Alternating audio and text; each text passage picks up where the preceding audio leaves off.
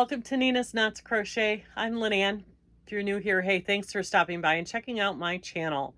My channel, it's all about crochet, a little bit about knitting, and sometimes it's about yarn, but mostly it's about my journey in this fabulous yarny community. Returning subscribers, thanks so much for coming back and spending a little bit of your Tuesday with me for Tunisian Tuesday, part 2, episode 2. Today is the knit stitch. I think this is my favorite stitch. I am working on a cardigan that I have taken the pattern that is written for knitting and I hacked it to make it a Tunisian stitch. And I'm using this alpaca blend from Knit Picks, and I love this. But look, you guys, this is what I've got so far. And this is basically, well, this was, the ribbing is a knit and a purl stitch, but this is all knit stitch. And look at what this creates. It looks like something that was knitted, only it's crochet. So that is kind of what Tunisian will do for you. Gives you another option of creating a fabric that, even though it looks knitted, it is crocheted. But I don't, there's just something about Tunisian that just inspires me. So I'm going to pop in the tutorial for the Tunisian knit stitch. So make sure you have your hook and your yarn, and we will see you on the other side. Hi guys, welcome back. So today we're going to learn how to do the Tunisian knit stitch. I am starting over with a foundation stitch. So I have my single crochet starting foundation chain.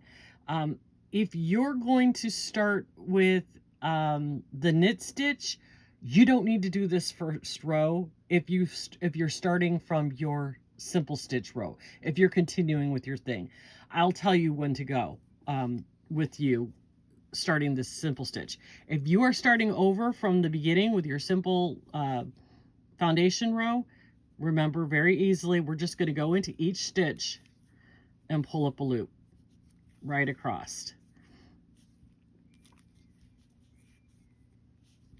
Insert your hook and pull up a loop for however many stitches you have on. You never want your stitch count to change. We're not doing any increases. We're not doing any decreases. Just make sure that you've got, if you started with 15 like I did, make sure that you have 15 stitches on your hook. Whatever your starting row was, you'll always have that number on your hook. You'll insert, pull up a loop, and on this first row, we're just going to insert into that last stitch and pull up a loop. So there we go. I have mine on all 15 stitches, and we're going to do the regular return pass, which is a yarn over, pull through 1, or a chain 1, yarn over, pull through 2, all the way across. Yarn over, pull through 2, yarn over, pull through 2. Now, if you are starting with the same practice swatch and are starting with a row of Tunisian simple stitch, this is where you come in. Okay, so now we have our foundation row. We have a loop on our hook. We are going to skip this first stitch. We never do anything with that because that stitch is on our hook already. We're going to pull our work apart, and you're going to see that you have a front loop and a back loop. Here's the back loop, here's the front loop. You're going to insert your hook between that space. So basically in front of the back loop, behind the front loop, insert your hook to the back, yarn over, and pull up a loop. See what I did? Pull your work apart a little bit so you can see where you want to go. You have this back loop back here. You have this front loop here. You want to go in front of the back loop, behind the front loop, between the two, yarn over, and pull up a loop. Let your hook do the work. Keep it a little bit tight. Make sure you can still turn your hook in there so it's not overly tight, but that's a way to keep your tension. This is where you want your tension to be. Again, in front of the back loop, behind the front loop, front to back, yarn over, pull up a loop. And it's okay, pull that work apart. See the anatomy of the stitch. We have this front loop, we have this back loop. You're gonna go between them, front to back, yarn over and pull up a loop. See what I'm doing? In between the stitch, you want to go in front of the back loop, behind the front loop, insert your hook, pull up a loop, and you're going to do that all the way down.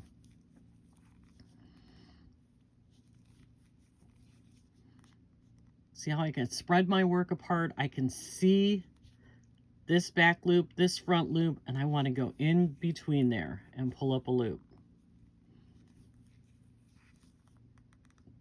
See how I'm doing that? So I can see that's the back loop, that's the front loop, and that front loop is kind of at a diagonal.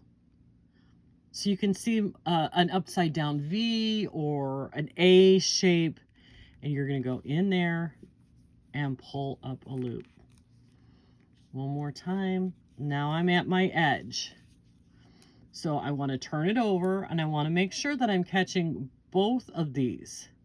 So you want to go underneath both those stitches there.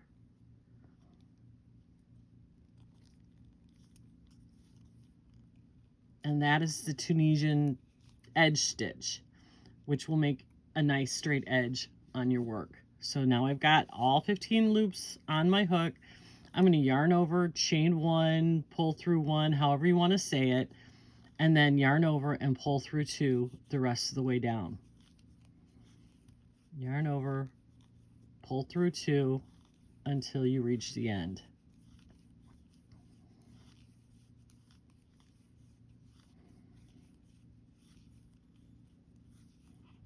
Yarn over, pull through two, yarn over, pull through two.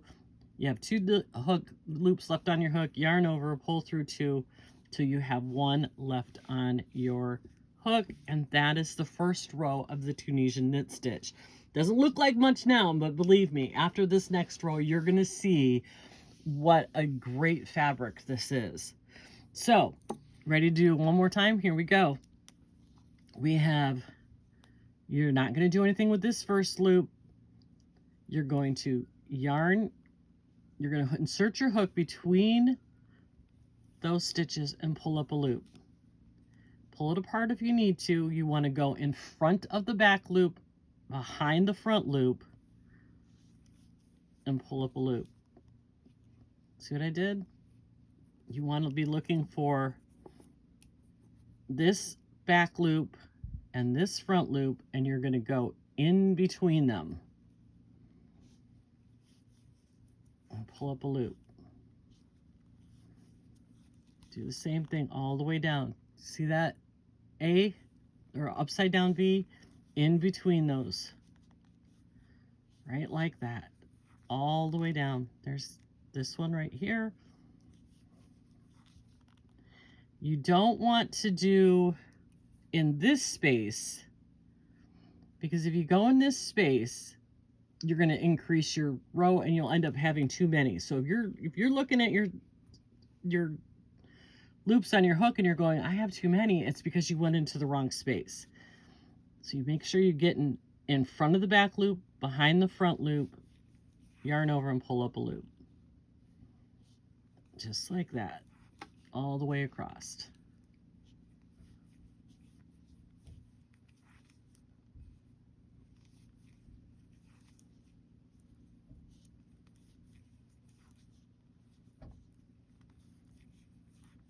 And now we're on the last stitch. We've got the edge stitch here.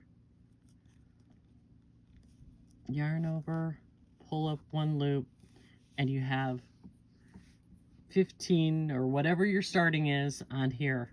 And you can start to see where the knit stitch is coming through. And we're going to do the return pass, just like normal. Yarn over, pull through one or chain one, however you want to call it. And now you're going to yarn over, pull through two, all the way down. Yarn over, pull through two, yarn over, pull through two, yarn over, pull through two, yarn over, and pull through two. All the way to the end. And that is the Tunisian knit stitch. And you can see what a great fabric this is going to make. It looks like the knit stitch. Right? Isn't that great? So we can do it one more time. Ready? Again, never doing anything with this first stitch. You know, look at messy, but it's only practice, right? So we're going to get into that next stitch. We're going to go between the front loop and the back loop, in front of the back loop, behind the front loop, yarn over and pull up a loop. All the way down. Pull your work apart if you need to so you can see the stitches. Get in there. This is just practice. You're not making anything important right now. See what we're doing? We're going right in there between the two stitches. In front of the back loop, behind the front loop, in between, and pull up a loop. Do that all the way down.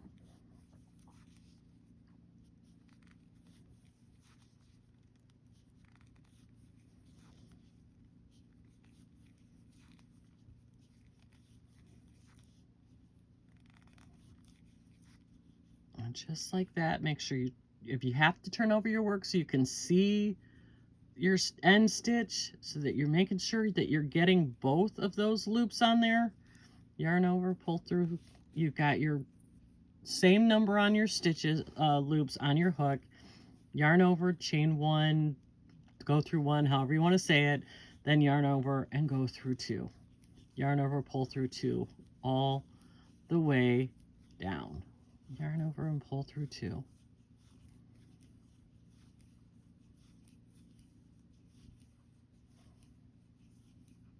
You have two left, yarn over, you have one left.